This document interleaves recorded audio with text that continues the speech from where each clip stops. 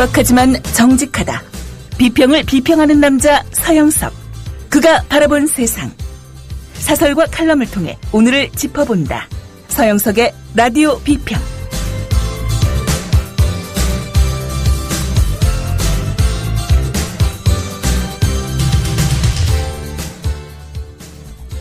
안녕하십니까, 서영석입니다. 지난 주말 뉴욕 맨하탄 32번가 코리아타운에서 범동포 뉴욕 시국회의가 주최한 국정원 규탄 촛불 집회에서 아주 재미있는 일이 있었다고 합니다. 계속 촛불 집회를 하는데 군복을 입은 노인네들이 방해를 했다는 것이죠. 네, 문제는 바로 방해에서 발생했습니다. 뉴욕 경찰들이 나서서 반대 집회의 자유는 있지만은 상대방의 집회를 방해하거나 강제적으로 막으면 법적인 조치를 취하겠다라고 얘기를 했다는 것이죠. 국제적인 망신입니다. 촛불 집회 참가자는 이렇게 얘기를 했다고 하네요. 군복 노인들과 충돌을 피하기 위해 장소를 3번이나 옮겼지만은 계속 뒤를 따라오면서 고함과 욕설을 멈추지 않아서 같은 한국인이라는 게 정말 수치스러울 정도였다라고 했다고 합니다. 심지어는 범동포 뉴욕 시국회의 측에서는요, 방해 시위를 한 노인이 $100 받고 나왔다라고 토로한 사실을 동영상으로 공개를 해 눈길을 끌었는데요. 12분 분량의 이 동영상에서 나란히 걸어가는 군복 노인에게 시간당 얼마 받고 나왔어요? 라고 묻자 오늘 100불! 이라고 대답하는 모습이 찍혔다고 합니다. 정말 이런 노인네들이 바깥에서 자기들의 의사에 맞지 않는 시위를 방해하고 그리고 고함이나 욕설을 퍼붓는 것도 국제적인 망신이지만은 그들에게 돈 $100를 갖다가 일당으로 지급한 주체가 과연 어느 곳인지, 대한민국 대사관인지 국정원인지 묻지 않을 수가 없습니다. 9월 16일 라디오 비평 시작하겠습니다.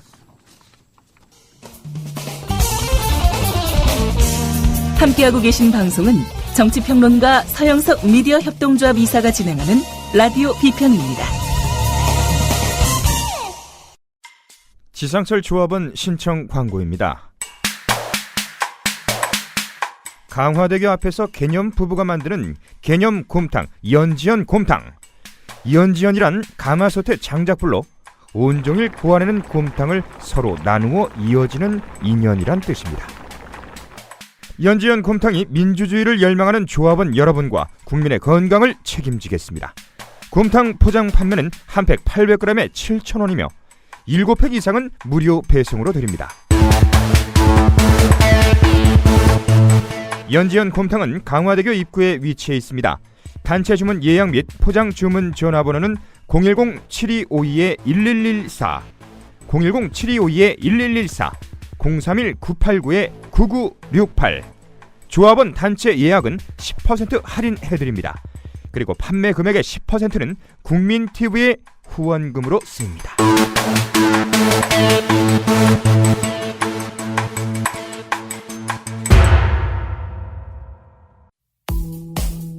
여우처럼 쇼핑하자 폭스마켓.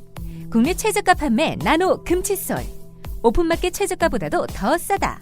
국민의 48%가 살 때까지 단돈 1만 원에 무조건 무료 택배로 드립니다. 치약의 혁명 N47 플라즈마 치약. 기면활성제, 방부제, 사카린을 전혀 사용하지 않았습니다. 일반 치과 판매가보다 무려 70% 저렴하게 드립니다. 국민TV와 함께하는 참 좋은 쇼핑몰 폭스마켓. 문의는 1566-5476. 검색창에 폭스마켓을 입력하세요. 폭스마켓.co.kr.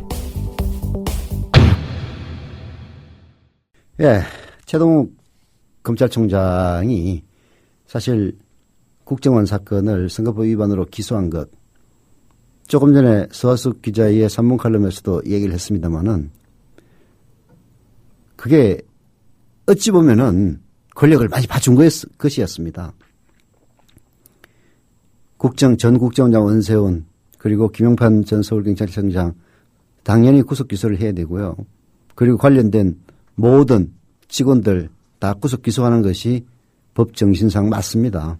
그럼에도 불구하고 공무원으로서 지시에 따른 것이기 때문에 기소를 유예했다든지 그리고 뭐 황교안의 입김이 작용을 한 탓이긴 하지만은 결국 김영판과 원세훈을 구속 기소하지는 못했습니다. 불완전한 것이었죠. 권력을 많이 봐준 것이었습니다. 그럼에도 불구하고 박근혜 정권은 국정원 사건이 국정원 불법 부정선거 대선 개입에 얼마나 깊게 연루되어 있으면은 이 정도의 것마저도 견디지를 못하고 최동욱 검찰총장을 쫓아내려 하는 것인지 정말 묻지 않을 수가 없습니다. 한겨레 신문을 보니까 이런 이야기가 있더라고요. 유기준이라고 새누리당 최고위원이 있습니다. 기자가 일주일 전부터 사퇴를 종용했다고 하는데 라고 묻자 유기준 새누리당 최고위원은 이렇게 답합니다. 아마 더 됐을걸. 그 전부터 계속 얘기를 한 것 같은데 최 총장이 버티고 있었던 거야. 추측하건대 벌써 그만두라고 했을 거야. 그 이전에도 사인이 많이 났어. 처음부터 검찰총장으로 고려를 안 했는데 마지막 카드로 된 사람이야. 상식적으로 생각을 해보면 국정원 댓글 사건을 선거법 위반으로 기소를 하면 이 정권 탄생에 대해서 퀘스천 마크를 부여하는 것 아니야? 이렇게 얘기를 했다고 합니다. 쉽게 얘기해서 댓글 사건을 선거법 위반으로 기소를 한 것이 박근혜 정권의 정통성, 탄생에 대해서 물음표를 부여하는 것이기 때문에 검찰총장으로 내버려 둘 수가 없어서 이미 이 사건이 있기 이전부터 검찰총장 사퇴를 종용했다. 이런 얘기입니다. 심지어는 새누리당의 최고위원 입에서도 나오는 청와대 개입설. 이거 밝혀야 됩니다. 오늘 경향신문이 사설로 최동욱 축출 공작이라고 얘기했는데요. 실체를 규명해서 책임을 물어야 한다고 질타하고 있습니다. 소개해드립니다. 이른바 최동욱 찍어내기의 진상이 드러나고 있다. 청와대와 법무부는 조선일보의 혼외 아들 의혹 보도 이후 최동욱 검찰총장에게 노골적인 사퇴 압력을 가했다고 한다. 끈질기게 저항하던 최 총장도 황교안 법무장관이 사상 초유의 감찰 지시까지 내리자 버티지 못했다는 것이다.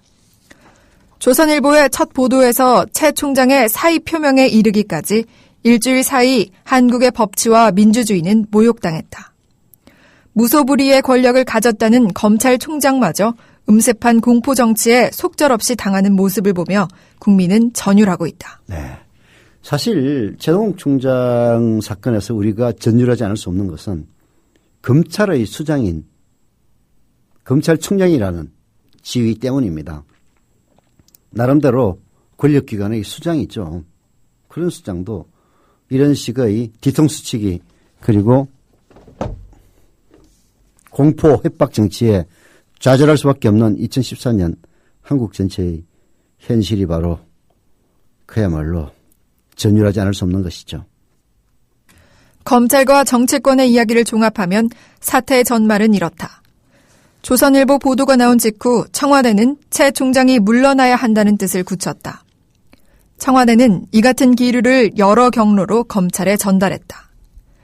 민정수석실은 혼외 아들로 지목된 최모근과 그 어머니의 혈액형까지 제시하며 압박했다고 한다. 최 총장은 그러나 유전자 검사를 받겠다고 밝히는 등 물러날 의사가 없음을 분명히 했다. 결국 박근혜 대통령이 귀국한 이틀 뒤 황 장관이 총대를 맸다는 것이다. 좀 더 구체적으로 얘기를 하면요. 한국일보 보도입니다. 최동욱 총장이 조선일보 첫 보도가 난 뒤 이틀 뒤인 지난 8일쯤 홍경식 청와대 민정수석을 만납니다. 그리고 보도에 대해서 정면 대응하겠다라는 입장을 전달합니다.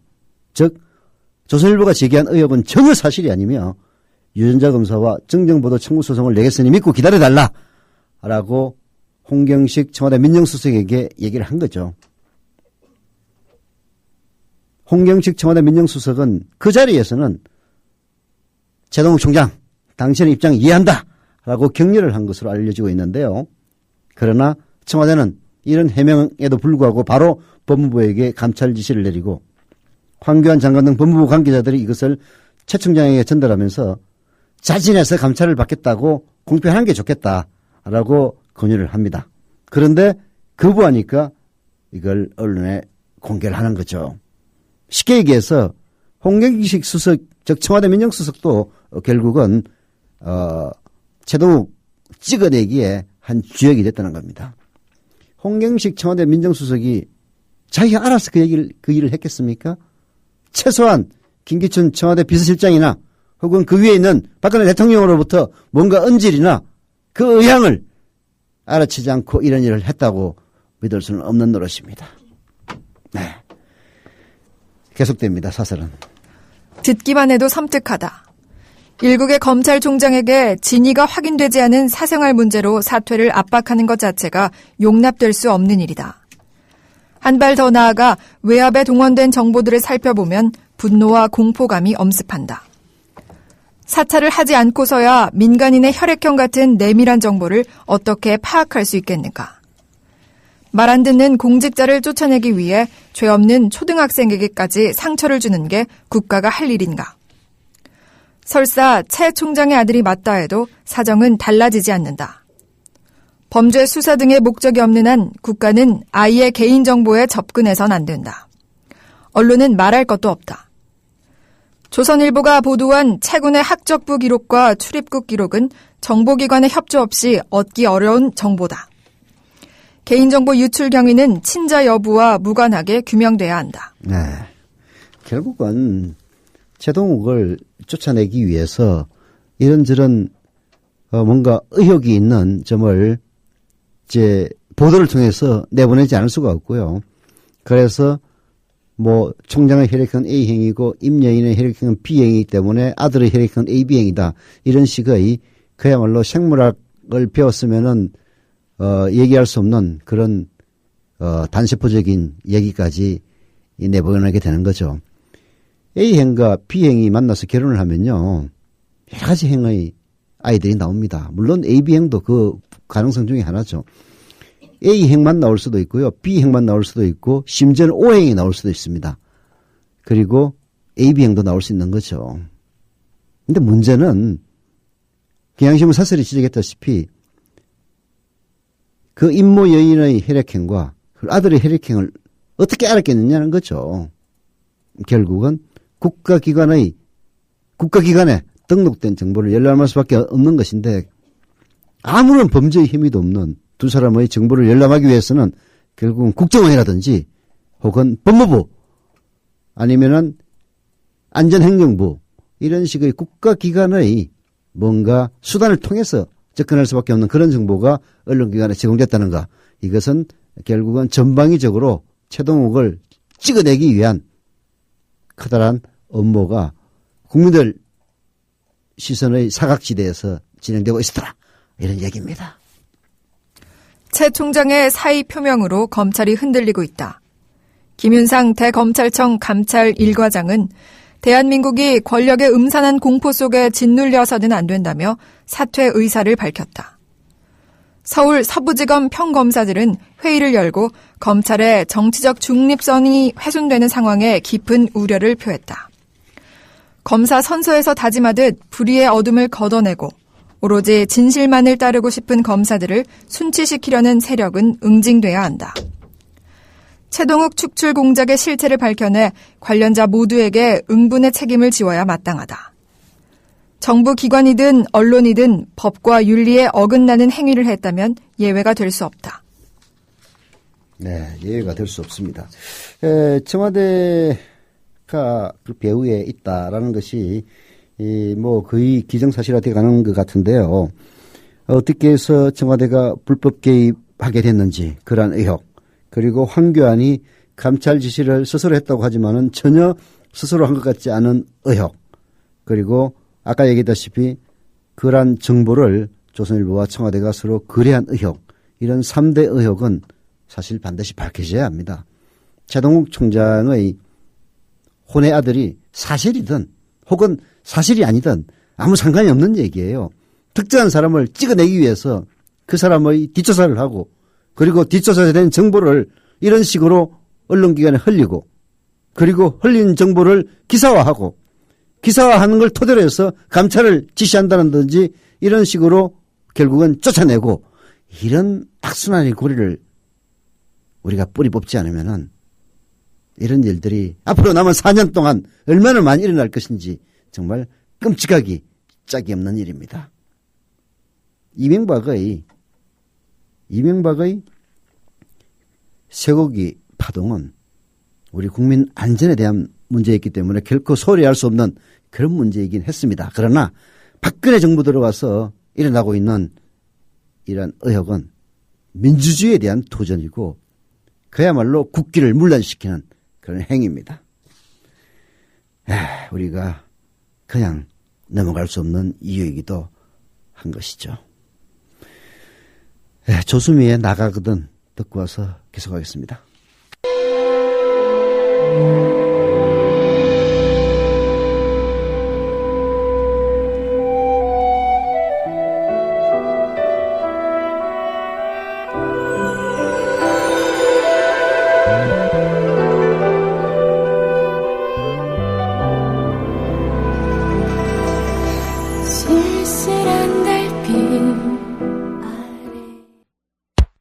우리라이프 상조 영업사원 홍대리입니다. 우리라이프 상조는 신설 상조회사입니다. 사장님께 국민TV에 광고자 건의했더니 저희 사장님도 국민TV 예청자시며 조합원이지만 혹 회사 세무조사 받고 탄압받는 거 아니냐며 은근히 걱정이십니다. 그래서 영업사원인 제가 제 돈으로 광고하고 우리라이프 상조를 알리려 나왔습니다. 지금 가입하시면 회원님이 나입하신 소중한 납입금의 10%를 매달 국민TV의 발전을 위해 후원하겠습니다. 1600-3267 1600-3267 우리 라이프 상조 제가 쏠 수 있도록 부탁드립니다. 감사합니다. 국민TV를 후원하는 새로운 방법 어렵지 않습니다. 우리 라이프 상조를 찾아주세요.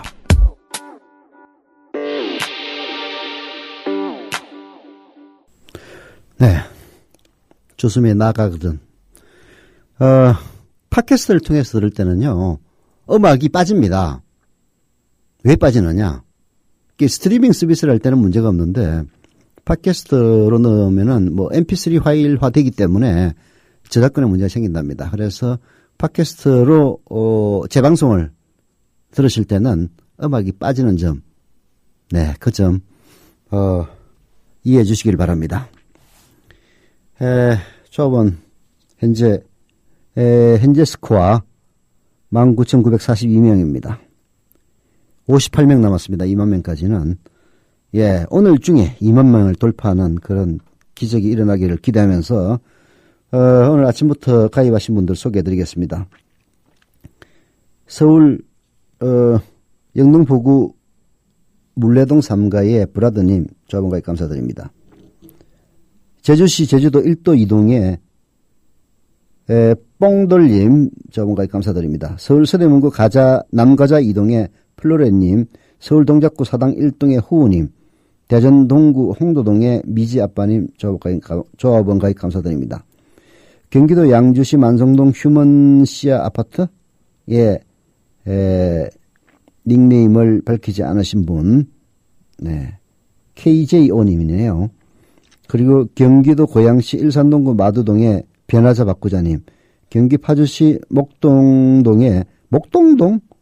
이런 것도 있네요. 킥업 수생님, 조합원 감사드립니다. 충북 옥천군 군북면 항공리, 광주 동구 소태동의 충북 옥천군 군북면 항공리의 스파이크님, 광주 동구 소태동의 박계님, 조합원 감사드리고요. 팩스를 통해서 가입하신 경기도 의정부시의 민환식님 감사드립니다. 그리고 촛불집회 현장에서 가입하신 서울 마포구 신수동의 박종혜님 감사드리고요. 경기 성남시 중원구 상대원동의 보통님 조합원 가입 감사드립니다. 그리고 경남 김해시 외동의 동걸찌아맘님 조합원 가입 감사드리고요. 부산 연제구 거제사동의 박성혜님 전화로 가입하셨습니다. 조합원 가입 감사드립니다. 그리고 오늘 아침에 노정민의 뉴스바에 출연하신 서울 강서구 화곡육동의 광노현 전 교육관님 조합원 가입하셨습니다. 감사드립니다. 그리고 이름은 밝히지 않겠습니다만은 노모 씨 가입하셨습니다. 뭐 아마 아침 방송 들으시는 분은 노모 씨가 누군지 잘 아실 겁니다. 가입하신 분들 모두 감사드리고요. 현재 스코어 19,942명입니다. 58명 남은 2만 명 거지 조속히 달성하기를 기대하면서 광고는 없습니다. 멘트 광고 없으니까 이럴 때 빨리빨리 신청하세요. 아주 효과가 자자하다는 평가입니다. 자, 결국은 이 모든 것들의 그 바탕에는 권력기관을 사유화하려는 박근혜 대통령의 그러한 아주 나쁜 의도가 깔려있다라고 보는 게 맞을 것 같습니다. 사실 최동욱 검찰 선거법으로 기소하긴 했습니다만은 구속도 제대로 못하고, 그리고 정말 핵심 중에 핵심인 원세훈과 김용판 딱 두 사람 기소했습니다. 그리고 무엇보다도 새누리당과 연결고리는 전혀 수사도 못했어요. 지금 계속 나오고 있지 않습니까? 물론 이제 기소해놓고 계속 수사를 하긴 하는 모양이에요. 이게 아마 이제 최동욱을 쫓아내는 가장 큰 원인이 됐겠습니다만은, 권영세, 그 다음에 서상기, 김용판, 원세훈, 그 다음에 차모 씨라고 하는 국정원 2차장, 이런 사람들의 통화 내역이 계속 속속 드러나고 있지 않습니까? 사실 최동욱 검찰이 기소를 할 때는요, 이 삼각 커넥션은 결국 밝혀내지 못한 채 기소를 했습니다. 기소한 상태에서 계속 이 삼각 커넥션을 파고드니까 쫓아낸 것이 아니냐. 즉 권영세와 서상기까지 수사의 칼날이 미치면은 그 위에 있는 김무성, 그리고 결국은 12월 16일 TV 토론에서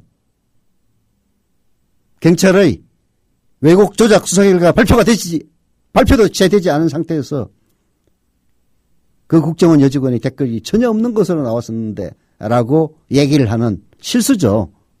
박근혜 당시 후보.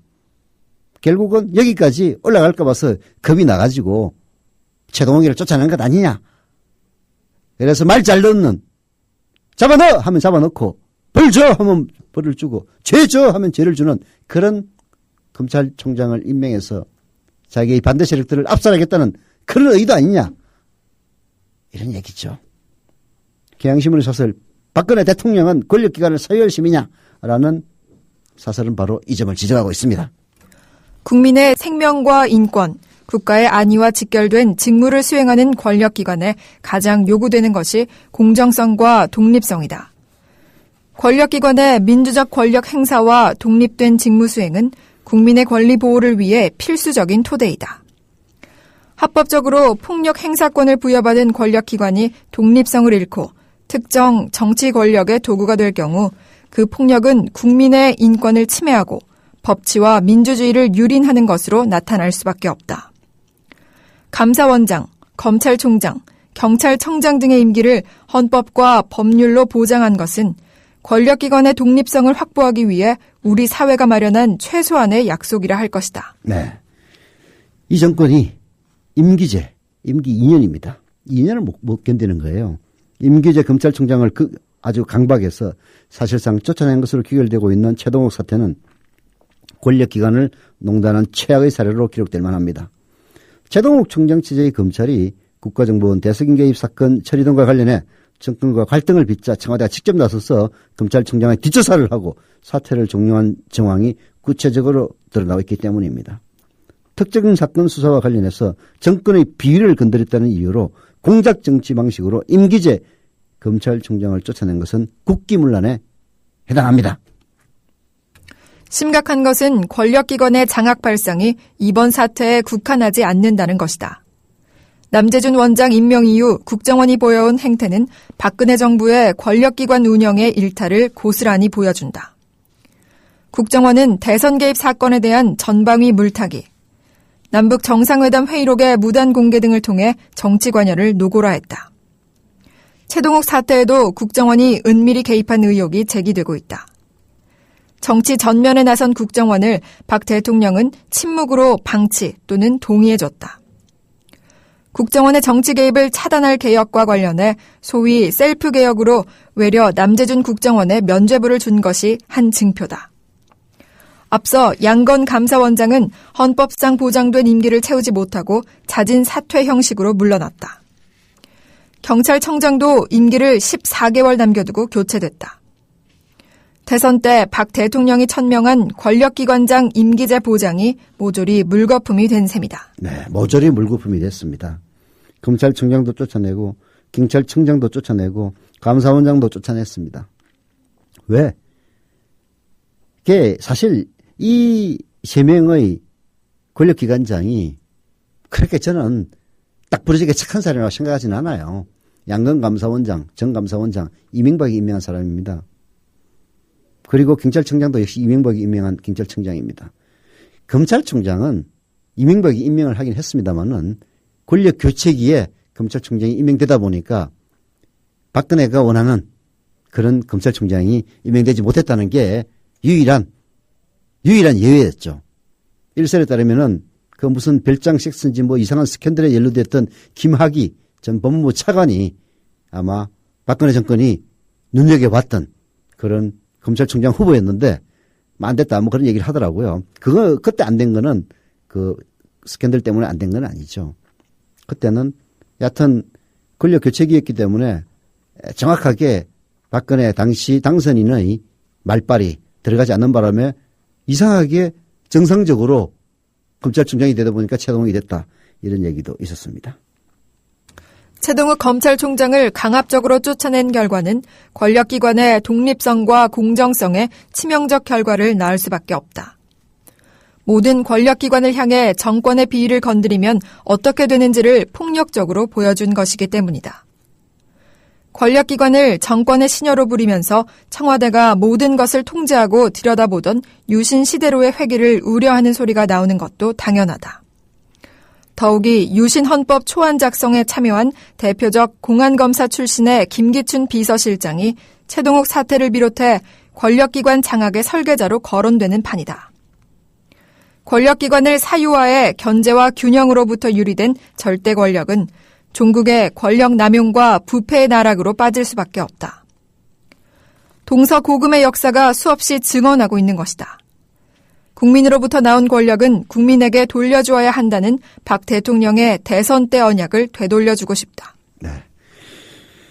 국민에게 나온 권력을 국민에게 되돌려줘야 한다는 박근혜의 대선 때 공약은 그야말로 그냥 말뿐인 거죠.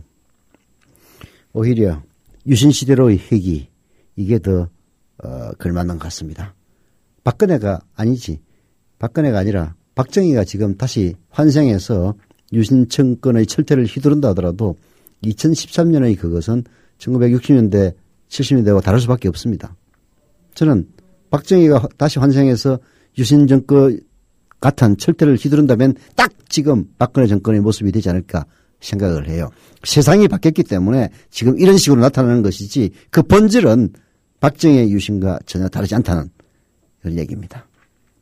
그럼에도 불구하고 당시 유신헌법 아마도 나이 드신 분들은 다 기억하실 거예요. 유신헌법을 채택하기 위한 국민투표에서 90% 이상의 찬성을 보입니다. 그래서 지지율이 높다는 것이 결코 모든 것을 설명해 주지는 않습니다. 박근혜 대통령의 지지율이 높다. 글쎄 60%가 높은 건지 워낙 그 이전 정권들이 낮았기 때문에 하는 얘기인지 그건 잘 모르겠습니다만은 또한 그러한 여론조사가 진실에 가까운 여론조사인지 그것도 의문이긴 합니다만은 어떻든 그 결과가 60% 나온다고 해서 자만할 혹은 그 반대편에 서 있는 사람들이 절망할 이유는 전혀 없죠. 유신헌법이 국민투표에서 90% 이상의 찬성률로 통과됐다는 사실 그게 바로 언론을 장악하고 그리고 반대자들을 교묘하게 탄압을 하면은 나올 수 있는 수치이기 때문입니다. 너무 좌절하지 마시고요. 네, 그런 점에서 노래는 듣고 계속하겠습니다. 노사연과 유익종의 무슨 생각하나요? 듣고 계속하죠.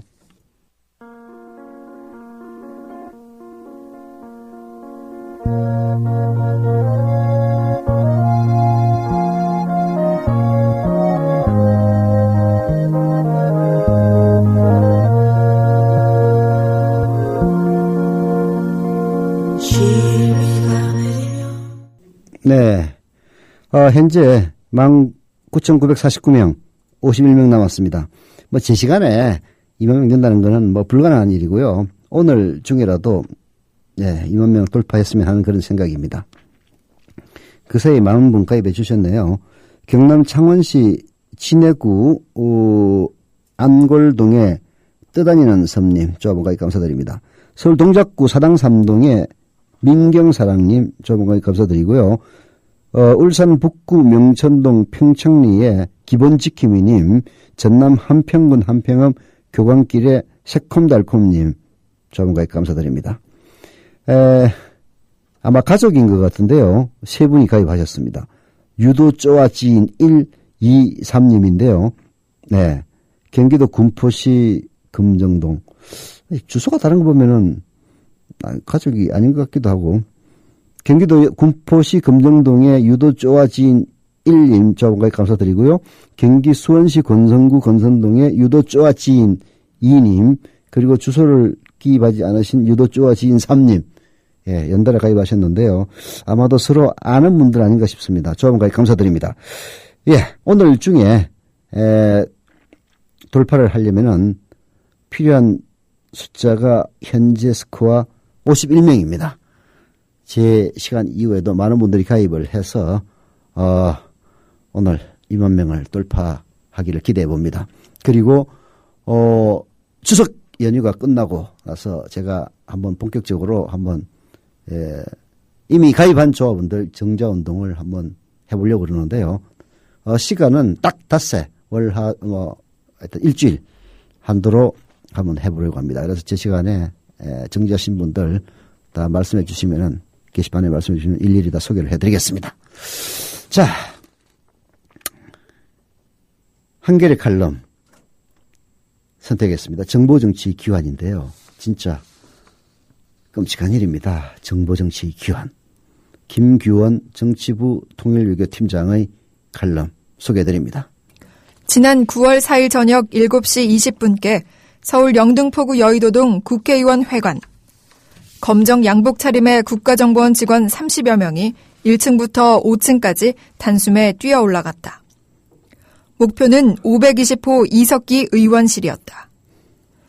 잠시 뒤 이 의원실 앞에 모인 국정원 직원들은 정당한 법 집행입니다라고 소리치면서 거칠게 이 의원실로 밀고 들어갔다. 의원실 안팎에서 50분가량 드자비가 벌어진 끝에 결국 이 의원은 저녁 8시 11분께 스스로 나와 국정원의 차량에 몸을 실었다. 이날의 구인에 앞서 국정원은 지난 8월 28일과 29일에도 이 의원실에 대한 압수수색을 위해 의원 회관에 들어갔다. 검찰이 압수수색을 위해 국회의원 회관에 들어간 경우는 여러 차례 있었다. 그러나 한 국회의원에 대한 압수수색과 구인을 위해 국정원이 국회에 3차례나 밀고 들어간 일은 유례를 찾기 어렵다. 국회 본관에서도 2012년 1월 박희태 의장 비서실에 대한 검찰의 압수수색이 벌어진 일이 있었습니다. 그러나 국회 본관에서 국회의원에 대한 체포는 엄격히 제한되어 있습니다. 국회법 150조에 따라서 의원은 국회 본회의장과 상임위 회의장 등에서 의장의 동의 없이 체포될 수가 없습니다. 이것은 물리적인 폭력을 가진, 말하자면은 법 집행권이죠. 물리적 폭력입니다. 폭력을 가진 행정부로부터 입법부의 독립성을 지키기 위한 최소한의 장치입니다. 국회는 일종의 소대, 소도인 셈입니다. 이번에 국정원 직원들이 이 의원실에 3차례나 밀고 들어간 일은 형법상 내란 음모 혐의를 받는 민족해방 계열의 한 의원에 대한 압수수색이나 구인이라고만 보기가 어렵다. 입법부와 행정부의 관계에서 다시 힘의 균형이 무너진 사건이 아닌가 하는 우려가 든다. 특히 그 균형을 무너뜨린 주체가 검찰이나 경찰이 아닌 국정원이라는 점도 의미심장하다. 대한민국 역사에서 가장 강력한 국가폭력기구를 정권별로 보면요. 이승만 정부 때는 경찰이었습니다. 박정희 정부 때는 중앙정보부였고, 전두환 군사정부 때는 중앙정보부의 후신인 국가안전기획부였습니다. 그리고 노태우 정부의 이후에는 줄곧 검찰이었습니다. 그런데 박정희 대통령의 딸 박근혜 대통령이 들어선 뒤 아버지 시절과 마찬가지로 다시 정보기관이 정치의 전면에 나섰습니다. 군 출신이 정보기관장을 맡은 것도 똑같습니다. 웃지 못할 일은 이렇듯 국정원이 정치의 전면에 나서자 지난 정부 때 온갖 무리한 수사로 계획대상 1순위로 꼽혔던 검찰이 오히려 상대적으로 온건하고 합리적인 집단으로 보인다는 사실입니다.